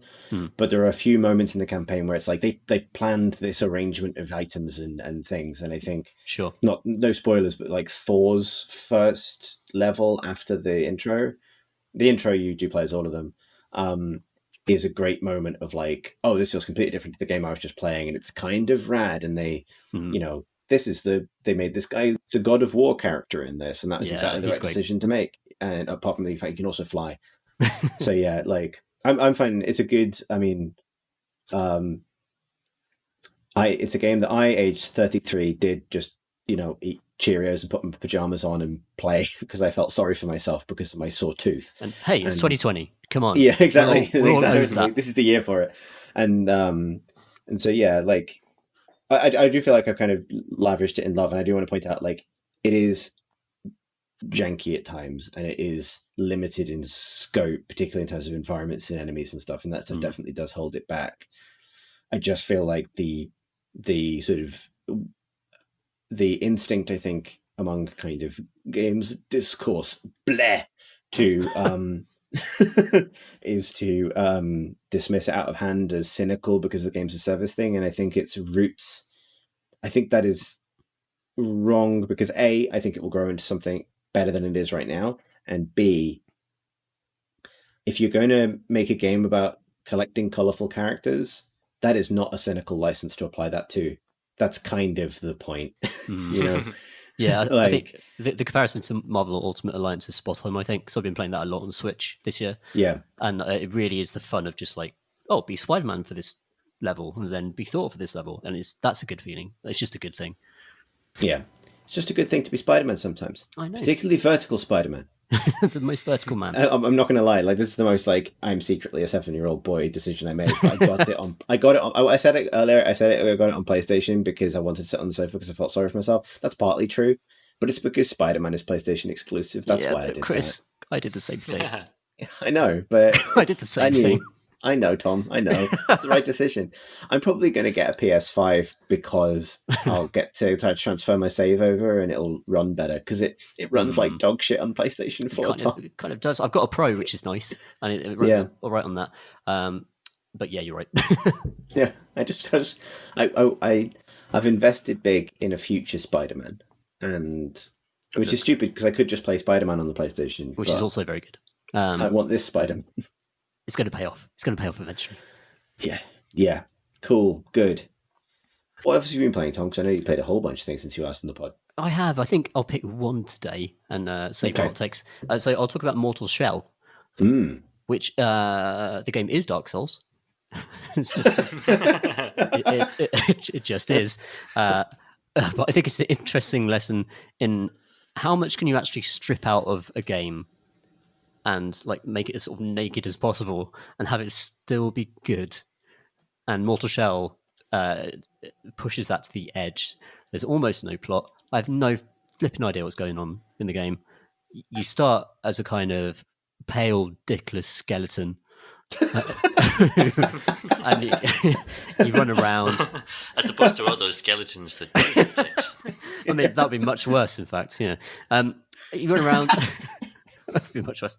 But your main thing is that you can occupy shells. And one of my favorite things about the game, like a hermit crab, or yeah, a bit like that. Yeah, you sort of crawl inside them, and then you gain their abilities, and also you start to learn their backstories, which are like a hermit crab. like a hermit crab, which are absolutely just like unpassable. I don't know what the fuck's going on in this game, but it's quite good because hitting things is good in the Dark Souls mold. So it's basically just copied the Dark Souls combat system entirely, but it's got a much more punishing parry system, and has a kind of cool idea where the first time you die, you get knocked out of your shell. So you, as the little hermit crab, just get sort of like punched out of your body, and then you've got like a little bit of time to get back to it while still under attack by the enemies who just killed you. And that's a really cool idea. Like it works super, super well. And of course, like it's despairing when you get twatted by a hammer and die immediately. Poor dead dickless skeleton, lying on the ground, lost all your souls. They're not called souls, but you know what I mean. It's the same thing. Yeah. And yeah, I think it's only like 4 environments, and they're all deliberately incredibly confusing. Be prepared to get lost endlessly in this game, because there's no way to tell where you need to go, and the environments are just kind of stacked, like several layers high. They're all labyrinths basically, and they're all incredibly punishing. But I love the purity of it. I think just the straightforward idea of just like leveling up a shell, getting used to the moveset, finding some cool weapon upgrades, and then just fighting loads of like about 100 guys to get to a boss. I think that like Dark Souls could have just been that. Like maybe it didn't need the transcendental story that it weaves into its environment, because Mortal Shell doesn't have that. It's just purely a game. It's just purely a game about hitting things with swords, and I greatly respect that. I'm really enjoying it. Yeah, it's like, so when you say a shell, what constitutes a shell? I was joking about the hermit crab thing. Like, is it like a completely different ability set, or is it like? So you can have the same. So it's a different. They're basically classes. There are 4 of them, right? And they've got different skill trees essentially. Though they can all wield the same set of weapons that you collect over the course of the game. Though of course they all wield them with different efficiencies based on the fact that they have different levels of stamina or health. There's one who. A cool one that I can't use because I'm rubbish, who's the 4th one you get, who like can vanish into smoke when he dodges and deals loads of poison damage. And that's all of his passives are about stacking poison. And like poison in all RPGs is rubbish because it's so slow acting that it's basically you might as well just hit them with the sword again rather than wait for the poison to take effect. This is always happens in RPGs. But that should give you a flavour of like how they differ. There's one who's just like incredible, like loads of health, and he's dressed like a king. He's got like a little. He's dressed well, or he's dressed like a king? Like a king. He's got a little crown and plate armor and stuff. And his whole thing is that he's a tank, basically. And if you're going into an area where there's really high damage enemies, you slip into that shell like a hermit crab and go kill them with your big health pool. So yeah, I'm almost at the end. There's some cool boss fights. I think it doesn't have much of a soundtrack at all, but I think that kind of plays into the loneliness and kind of horror of the world, though I might be being a bit too generous by saying that. But also, I should say, actually, like this game is like 25 quid. Like it's half price. Huh. It's not like a full price release game. So they understand the scope of the game is a bit smaller than something like Dark Souls. But if you like Dark Souls, do play this. You'll like it. Like if you really enjoy the difficulty, if you really enjoy the combat, especially, Mortal Shell is good. Huh. I was thinking about that because actually midway through a replay of Dark Souls because I decided that's what I wanted to do with my late lockdown. I say late lockdown. I have no idea. Ongoing lockdown experience. And so yeah, that might. When you say like Dark Souls, is the combat system specifically Dark Souls 1? Yes. Is it Bloodborne? It's what I'm saying. Like what? Yeah, I understand what you mean. Actually, it's an interesting twist. It's basically Dark Souls 1, but you never ever have a shield. But this is Okay. quite an unfortunate bit of wording here. But you can harden. Um, and what that means turning into stone, which is the way of blocking, and that regenerates about every 20 seconds.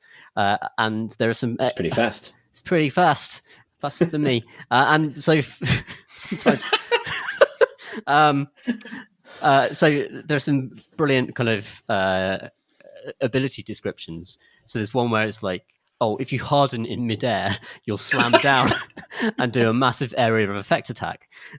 So yeah, enjoy those. Enjoy those. Yeah, they're very good.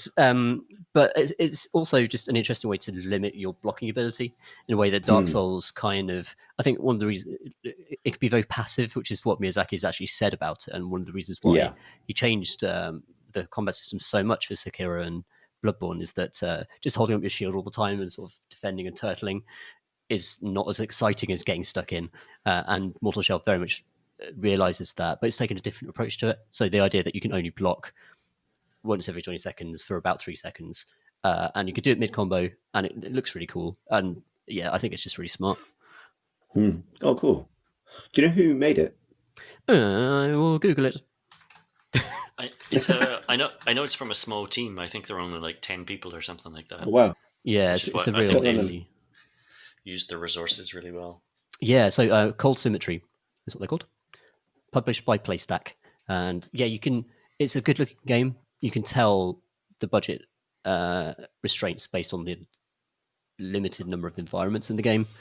But they're still really interesting to look at. And yeah, there's lots of backtracking and stuff, which is obviously extending the length of the game. But it's good. It's really good. I really want them to do a sequel because I think they've got really good ideas. Cool. I think I genuinely will play that because, like, I'll say this.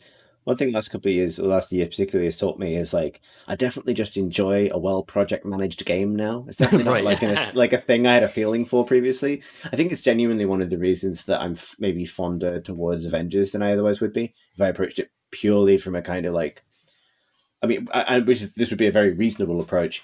I've just spent full whack on a AAA game, and I'm expecting the same level of polish that I would get from a Last of Us or or something like that. But part of me looks at it and goes like, man, you had a very specific challenge set of IP and project challenges here, and you've done pretty well. It's like, this is really well scoped. Yeah, exactly. This is well scoped, and you got this across the line. And don't know what the circumstances were, but good for you. And that's not like an abstract thing. That's not like intellectually I like this, but I'm not enjoying myself. I genuinely have a better time if I feel like something's well scoped. Or like efficient use of the resources available. Like we've only got so many artists and so much time. What can we do? Doing that well? I agree with you, but also, what have we become? I know. Look, no, you're in the middle of a training montage. All I do is paint halberdiers. This is what the 30s are like for us. Yeah, this is what's happening. Exactly. I would partly counter it because I miss that kind of like stupid ambition of the late 90s, early noughties, particularly in first-person shooters. I really like Deus Ex, Human Revolution, and Mankind Divided as well. But those are games where I play them and think, oh wow, you really did a good job with your pre-production phase here. They've looked at Deus Ex, they've boiled it down to a set of formula. They've built a vertical slice where every level has to have 2 vents and a way up into the rafters, and it has to have 3 hacking challenges and this sort of stuff, and then they repeat that over the course of the entire game. But the thing that was exciting about the original Deus Ex was you didn't know where they had spent their attention during development.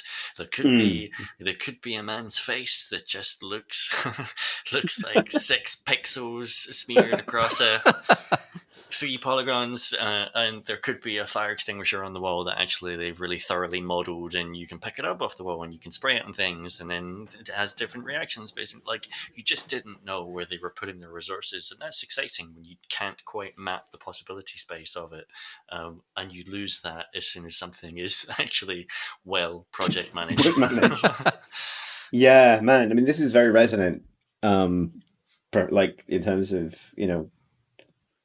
how conversations that I have on a regular basis. I think if it's done well, you shouldn't notice that. You know what I mean? Like the real sign of a well project managed game is you're not noticing all of the thin corners that have been cut. But it is an interesting thing that, like, as particularly like the art requirements of a game get higher and higher and higher, it also isn't necessarily possible to experiment like that at the upper end of fidelity as well. So I think it'd be interesting. Like I can't think of an example of this, but I'd be interested if you two could, of a game that embraces that kind of chaotic creative spirit of something like the original Deus Ex, but does it in the appropriate venue, which is that same level of graphical fidelity. Like, is anyone making throwback immersive sims? There was it had like a dumb German name, even though it was by a German developer. It was by the guy. It was by the guy that did Eldritch. And then he made 2 or 3 other games, and he did one which was, I think, called like Slayer Shock, which was like a kind of Buffy high school immersive sim. Because Eldritch is an interesting example, because Eldritch, which I really liked, was nonetheless an example of, I think, a pretty well scoped little game, right? Like its use of proc gen dungeons, the roguelike structure, all that stuff was a way of getting plenty of extra mileage out of a fundamentally a set of like immersive sim systems. Yeah, absolutely. I might say Quadrilateral Cowboy almost. Yeah. I mean, it's almost there. I think it's like I reviewed it actually. It kind of slumps in the middle and goes a bit wrong, but fundamentally, it's a great immersive sim idea from Blendo. That's true. Yeah, good point. It was Neon Struct, which of course. The subtitle of which was Die Augen der Welt, which was the original name of the Eye game. Of the world. he wisely reduced that to the subtitle, and it's very explicitly an immersive sim in which the hacking mini game is Breakout. Cool. That's different to Pipe Dream. Yep. Yeah. Yep. It's always the same. Has anyone done a hacking mini game that was Minesweeper? Like, can we do the entire like? We should do that. Yeah. Or someone like an immersive sim where the hacking game is Solitaire, just so it's like all of the Windows 95 games. Someone call Tom Francis. Exactly. Get it in his game immediately. Yeah. Good. So we should make a immersive sim where the hacking game is the Windows 95 maze screensaver.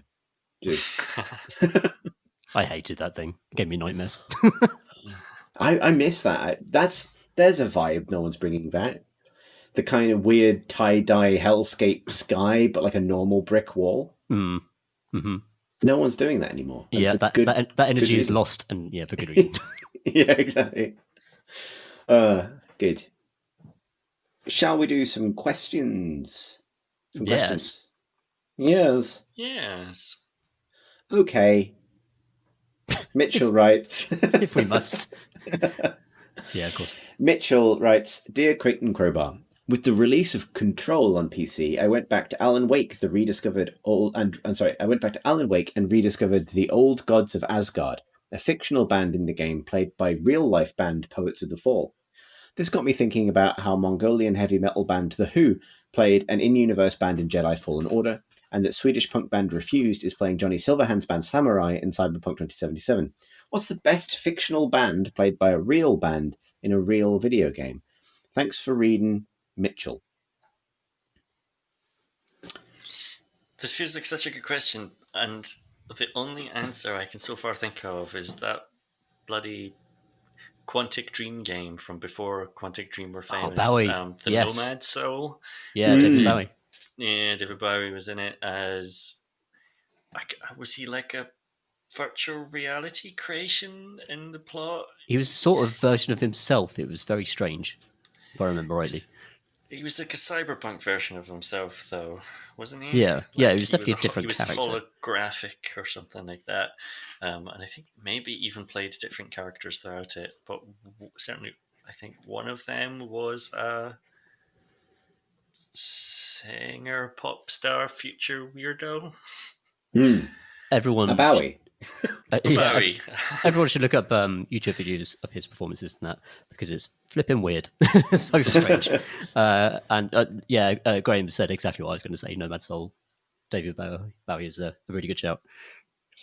My answer for this is maybe cheating because it's not music that's performed, but I have recently gotten back into at the same time. This is another lockdown experience, and this is largely thanks to friend of pod, Paul Scott Canavan, gotten back into both jazz and prog metal, which are not unrelated things to get into.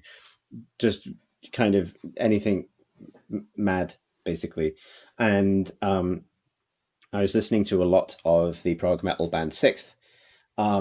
When there was something really uncanny. There's a lot of spoken word in those songs, and there was something really uncanny about it. And then I realized that Mikey Goodman from the band Sixth was the voiceover director and a lot of the voices in Disco Elysium. And so when I was listening to those, metal tracks and going, that growly man sounds like my limbic system. It's because he literally was. He's a lot of the voices in your head in Disco Elysium, including like the lizard brain. He's got an amazing voice, and actually, the voice he does for the lizard brain in Disco Elysium is the voice he does in a lot of those tracks. So that was, and I think there's another metal singer in Disco Elysium as well. It was Rich Pickens for growly strangeness, apparently. Yeah. I want to give a shout out to Mike Patton, who's a great punk singer who did all the zombie voices in Left 4 Dead. That's true. He has the ability to. I don't know how he does it without breaking his voice, but just to go into extraordinary registers and make disgusting noises with his vocal cords. What a talented man! And I enjoy his work every time I play Left 4 Dead.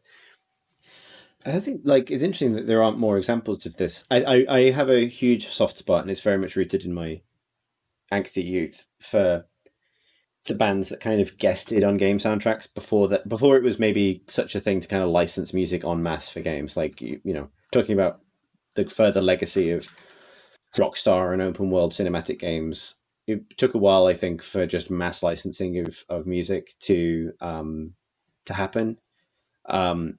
So things like Lacuna Coil playing over the closing credits of Vampire the Masquerade Bloodlines, that meant something to gothy teen me, or actually Poets of the Fall, on whose relationship with Remedy I think starts with the Max Payne soundtrack. Was another one. I think I just miss very, very moody, slightly self-serious songs over the credits. So I'd like that back.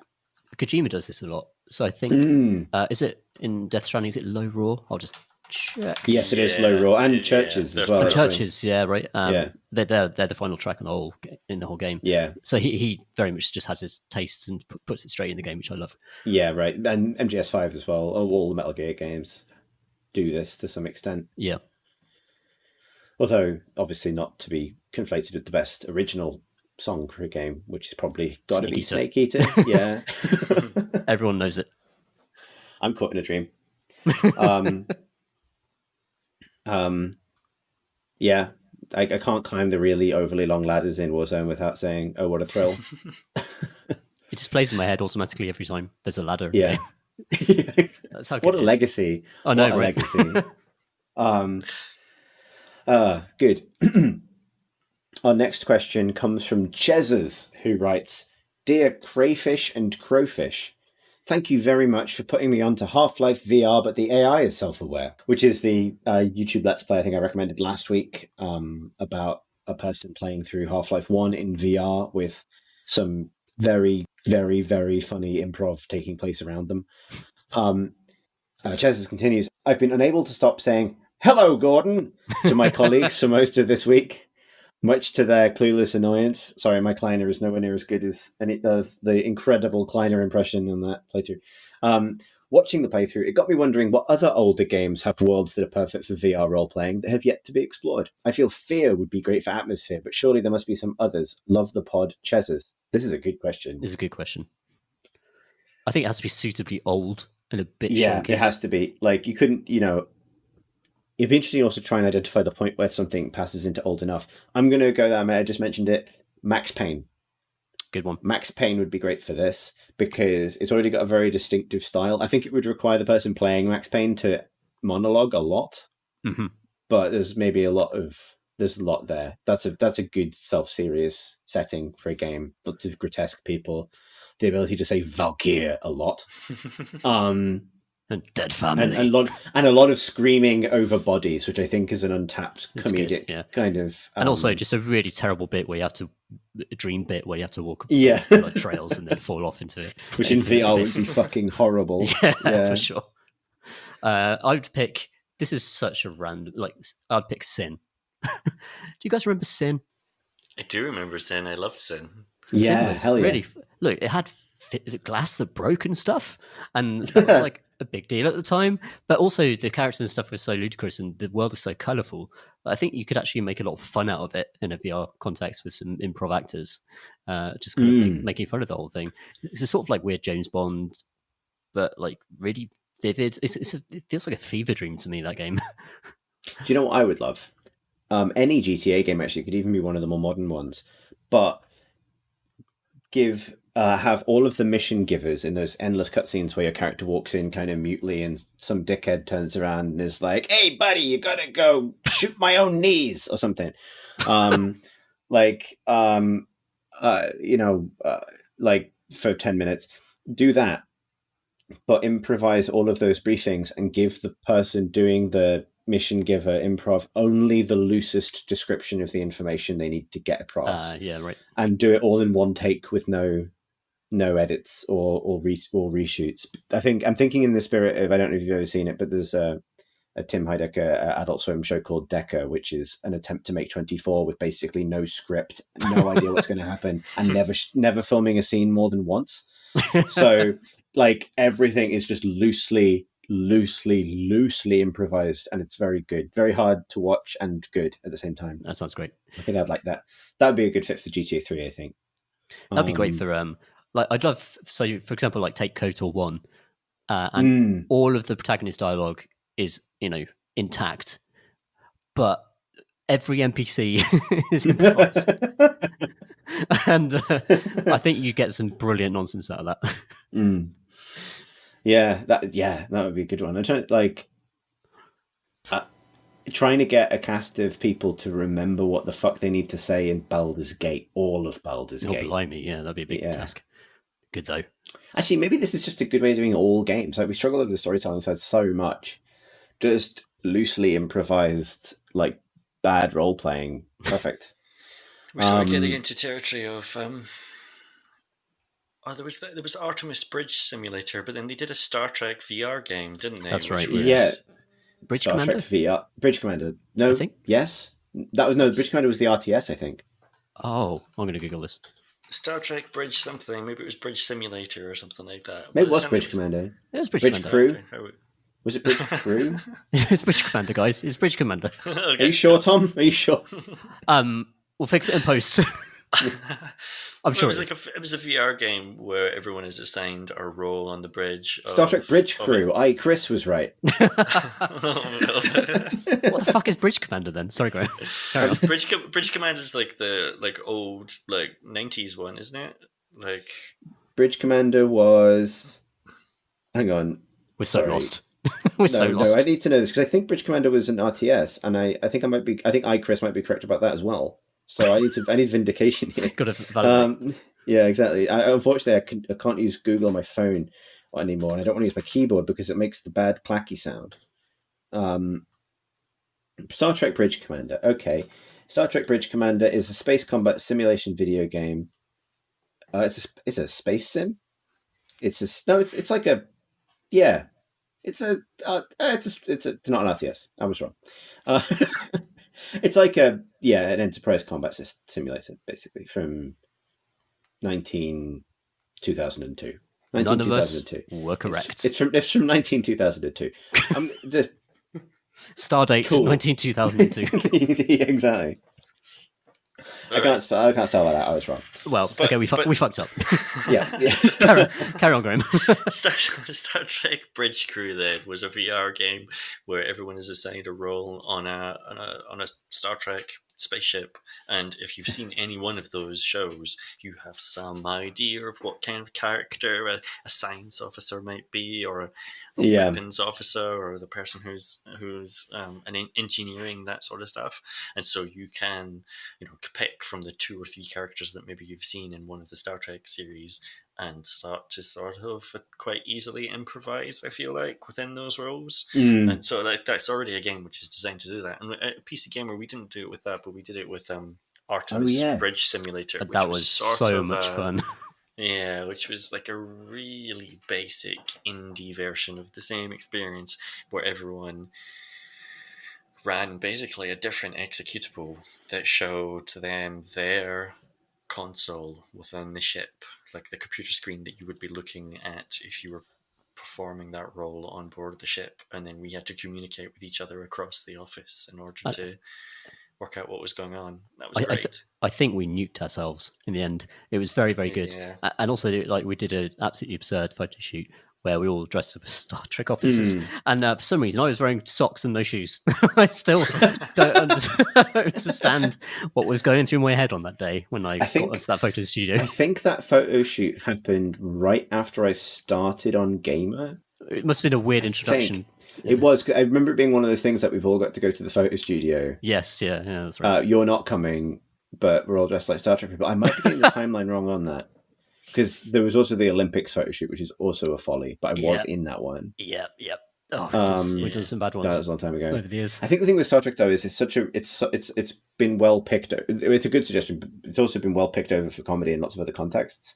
That's and true. I think one of the things that's magical about Half-Life VR is that that's not really a setting that it's so specific and yet not really something that you see a lot of really weird improv in. And I'm trying to think if there are other games that would suit that. I think Morrowind is one of them. I think Morrowind would be good for this because that's a really weird place. In fact, like also just Bethesda NPCs are already super weird. And there's been some very funny impressions of them already. So right. Yeah, that's a good fit. I mean, This is a bit of a callback, but one of the other things they announced at Ubisoft Forward, and I should have mentioned this before, but it was Far Cry VR. But it's Far Cry VR : Dive into Insanity, and it's a location-based virtual reality experience.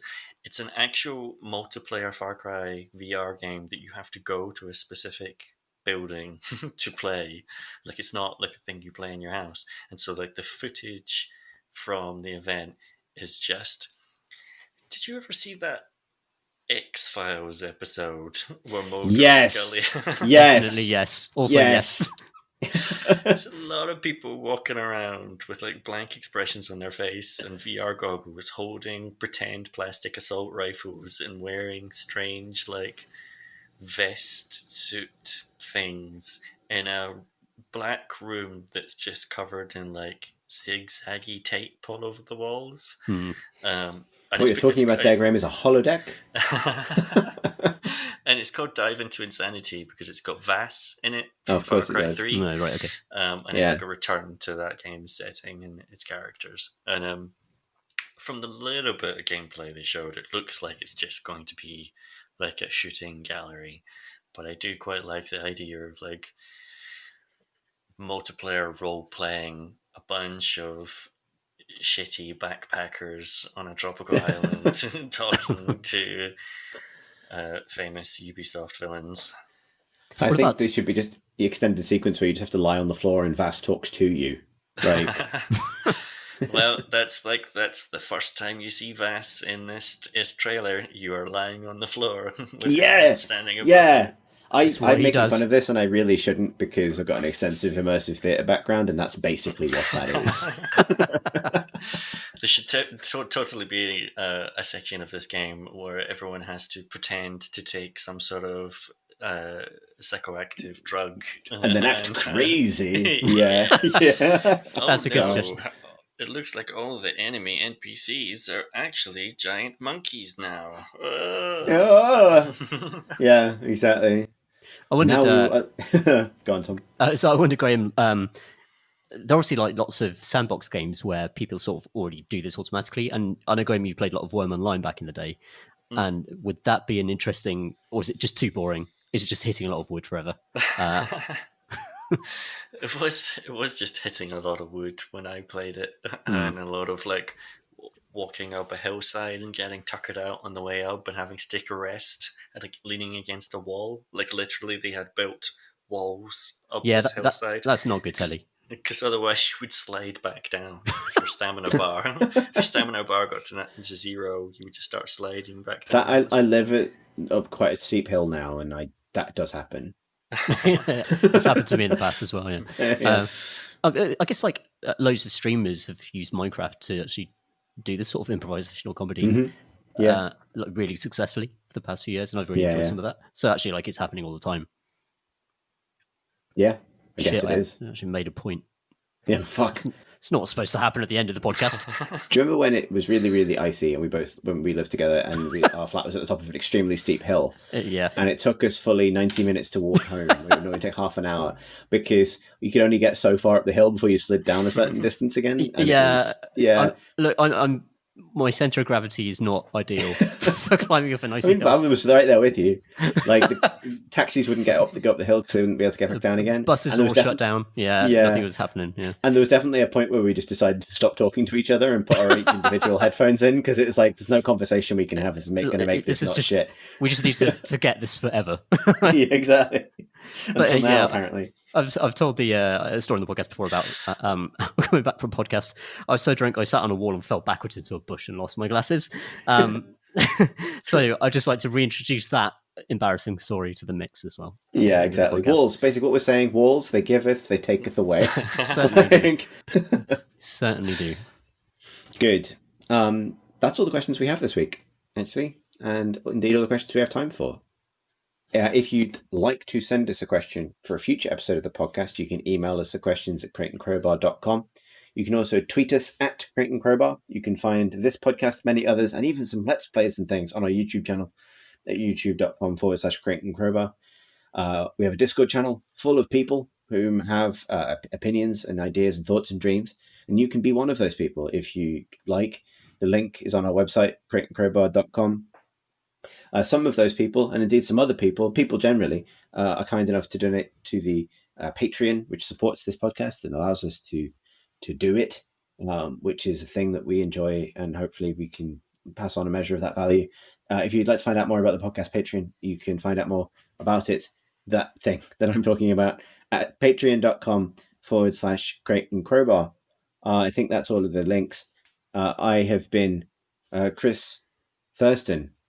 One of the others has been Graham Smith. Hooray for Dickless Skeleton. I've been Tom Senior, and actually I want to give a little preview. We've got a film and television podcast coming out soon, and it will pop up in your feed. And just so you know that we only ever charge for the core episodes of Crate and Crowbar on the Patreon, so this is just like a little bonus. So thank you for all the contributors who have enabled us to do this extra experimental stuff. Nice. I think we just need to say a loud thing now, and then it's over. Yeah, that seems likely. Thanks for listening.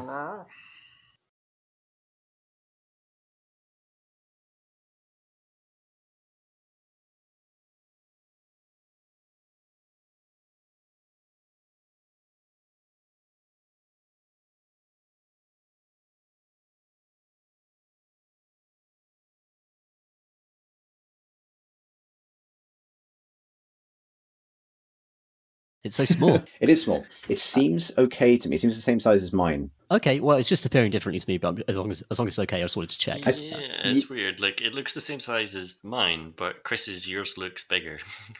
Yeah. Yeah. Marsh is going to fucking kill us with this. But no, it's no smaller than anyone else's, Tom. Don't worry about it. Hey. Hey, very good. Hey.